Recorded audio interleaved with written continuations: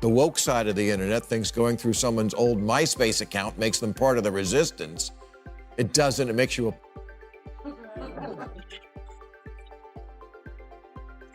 Colonel Alexander Vindman exposing the Ukraine fiasco. Noble. That's not you taking down the host of the Ice Capades. You're a loser with Wi-Fi and all the time in the world to listen to long-forgotten podcasts. You're not a journalist. You're just a creepy little rat. Go to Texas and catch a runaway embryo. Bill Maher is ramping up his battle against the woke agenda. This time, he's not holding back. His latest target? The self-proclaimed digital morality police who've made a hobby out of scouring old tweets like digital detectives, just waiting to destroy someone's career over a harmless joke from years ago. Maher's takedown isn't just sharp. It's scorching hot. He's calling out the hypocrisy, the fake outrage, and the sadistic thrill these woke warriors get from public shaming. Buckle up. This is about to get hotter than any cancel campaign gone wrong. Being a snitch, now it's not a bad thing. Oh, it used to be. Used to be one of the first things we taught children. Nobody likes a tattletale. But now, virtually any public accomplishment comes with the obligatory follow-up snitch story a few days later. Like what happened with that sad schmuck who was supposed to host Jeopardy.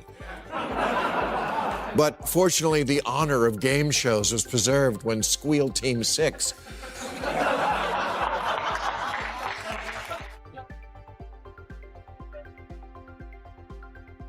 went through his old podcast and found out he once used the term whatever the that means. Honestly, when did this become normal? When did people who can't stand you suddenly turn into full-time online detectives, digging up every offensive tweet from a decade ago? Somehow, this witch hunt has evolved into a twisted cultural sport, especially among the self-righteous woke crowd. It's no longer about justice or accountability. It's all about humiliation, control, and virtue signaling. And now, it's so toxic that everyone's walking on eggshells. Maher calls it what it is: hypocrisy wrapped in self-righteous moral posturing. Trust me, his words are about to sting. So sit tight, let's roll the clip and get ready for some fireworks. I'm sorry, Mike, but we, the perfect people who have never made a mistake, we just can't let society be sullied by horrible people like you. Bye-bye. Fans of cable news will recognize the rising journalist Alexei McCammond, who was appointed editor of Teen Vogue, but then had to resign before her first day when some of her high school tweets suddenly became too much to bear. Tweets like, "Now Googling how to not wake up with swollen Asian eyes," and, "You're so gay." Exactly. If you've ever seen the kinds of old tweets people get canceled over, you won't believe it. We're talking about memes, jokes, or silly teenage nonsense that no rational person would take seriously. But somehow, the online mob turns them into evidence of moral decay. They're always hunting for the next victim, scouring through the past like pitchfork-wielding mobs. They don't care about context or intent. They'll twist your words, distort your meaning, and rewrite history just to stoke their outrage. It's not about accountability anymore. It's about annihilation. They don't just want an apology. They want a public execution. And her resignation was endorsed by the hierarchy of the magazine, including the senior social media manager, Christine Davitt. Oh no, you just ruined someone's career for no reason. Same diff. Funny end to the story, after Alexei McCammond resigned for her innocuous tweets, someone went through Christine Davitt's old high school tweets and, oops.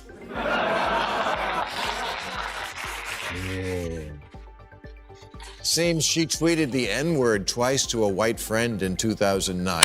And here's where the hypocrisy hits hardest. Bill Maher is calling out these internet vigilantes who spend hours digging through people's old tweets. They often end up being the biggest hypocrites themselves. Why? Because they've got their own skeletons tucked away in their digital closets. Cringeworthy takes, offensive jokes, and opinions they'd rather forget, all ready to resurface at any moment. But they rely on no one looking. Maher's point is simple. If we all got dragged through our pasts, no one would make it out unscathed. These self-proclaimed moralists love to pretend they're perfect while using everyone else's flaws as weapons. But if someone turned the tables on them, they'd crumble in seconds. You know, this is why I'm a little hopeful that this purity purge may end? Because it's starting to eat its own.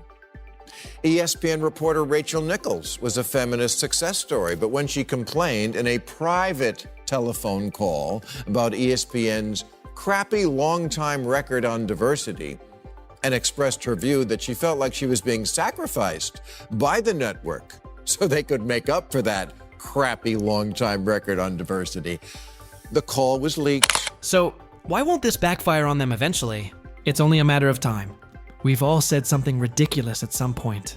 It's part of being human. You grow, you learn, and you leave behind the immature opinions of youth. Maturity should bring wisdom, not shame. But the cancel culture crowd doesn't care about growth. They thrive on outrage. They love acting like they're morally superior, pretending they've never made a bad joke. The irony?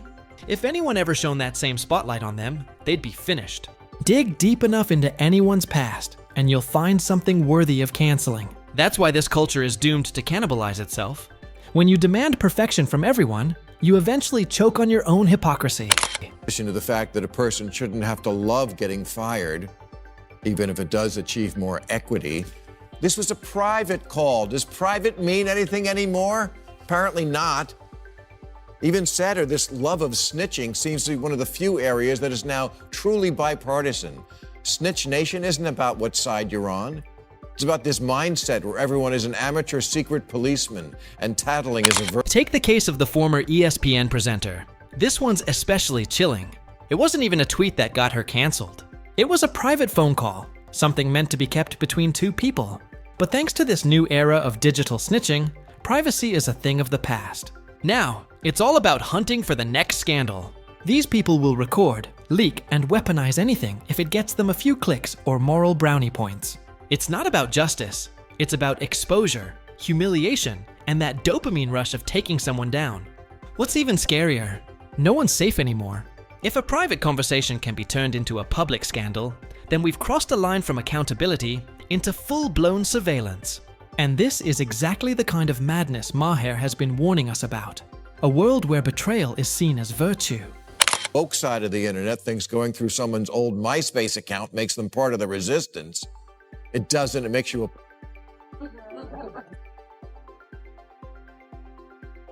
There's zero bravery in throwing someone under the bus. Let's be real. It doesn't take courage to destroy someone's life from behind a screen. The far left thinks they're waging some noble moral battle by digging up old tweets or private comments. But they're not. They're just indulging in digital bloodsport, disguised as virtue. Bill Maher calls it what it is: pathetic.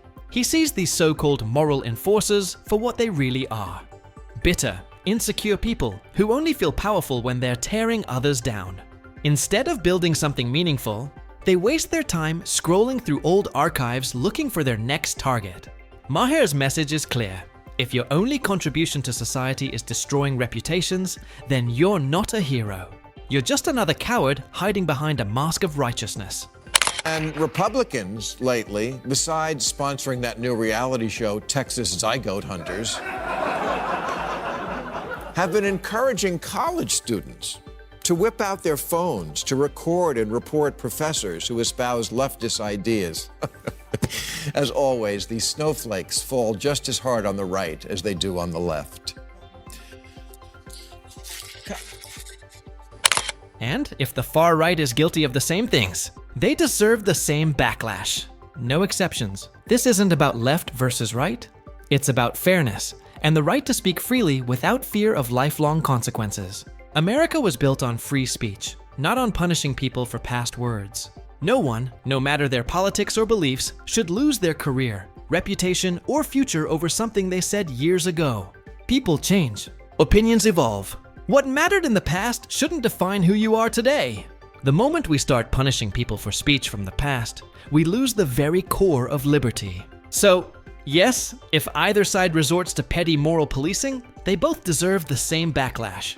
Because censorship, it's not justice, it's cowardice. Colleges pride themselves on being safe spaces, not for professors. At least not any who might want to stretch young minds to think differently and try on new ideas. Yeah, try that at your peril. Same with comedy clubs, where ever since the iPhone, comics have been complaining about snitches in the audience who'll rat them out for crossing the line, which is practically the job description of a comedian. Comedy's under fire too. And not just a little, it's being completely scrutinized.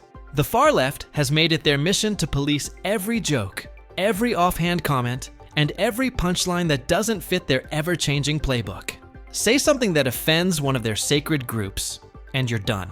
They'll grab that joke, rip it out of context, and plaster it online for public shaming faster than you can say, "Cancelled."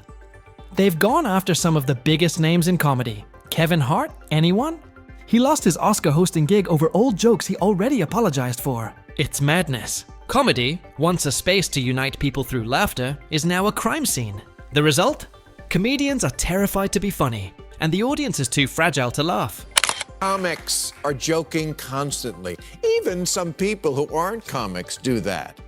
And if you're lucky enough in life to be around people like that, I'm sure you know, they can't all be gems.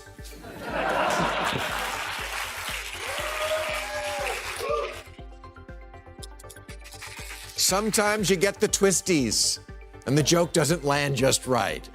Exposing that doesn't make you noble. Sometimes, even the best jokes fall flat. But pointing that out doesn't make you a hero. Maher smacks the far left with a brutal dose of reality. He reminds them that real bravery, real nobility, is about preventing harm, not digging through someone's decade-old tweets for a quick moral victory. Maher draws the line clearly.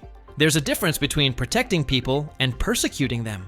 The cancel mob pretends they're fighting evil, but all they're doing is hunting down imperfect humans. What they call accountability is just public humiliation dressed in righteous clothes. Maher isn't afraid to call it what it is: shameful, petty, and downright un-American. Or think of Edward Snowden enduring exile in Russia so he could expose unlawful government snooping. Noble. Colonel Alexander Vindman exposing the Ukraine fiasco. Noble. That's not you taking down the host of the Ice Capades. You're a loser with Wi-Fi and all the time in the world to listen to long-forgotten podcasts. You're not a journalist. You're just a creepy little rat. Go to Texas and catch a runaway embryo. In the end, Maher's message couldn't be clearer. This culture of digital snitching, selective outrage, and moral policing is slowly poisoning society. What started as a call for accountability has become a brutal sport where people aren't punished for crimes, but for being human. Everyone has said something foolish, offensive, or embarrassing at some point, but the internet never forgets, and the mob never forgives. Maher's fight against wokeism isn't about defending bad behavior. It's about defending sanity, nuance, and free expression. He's saying what no one else dares to say. Comedy, free speech, and even private thoughts are now under attack by people who pretend to be righteous. If this madness continues, no one will survive the purity test. Because once outrage becomes a weapon, it doesn't stop with your enemies, it will turn on you. And when that happens, there won't be anyone left to laugh. So, that's a wrap on today's video. If you enjoyed it, hit the like button, subscribe, and share with your friends so we can stand against cancel culture together. Thanks for watching, and I'll see you in the next one.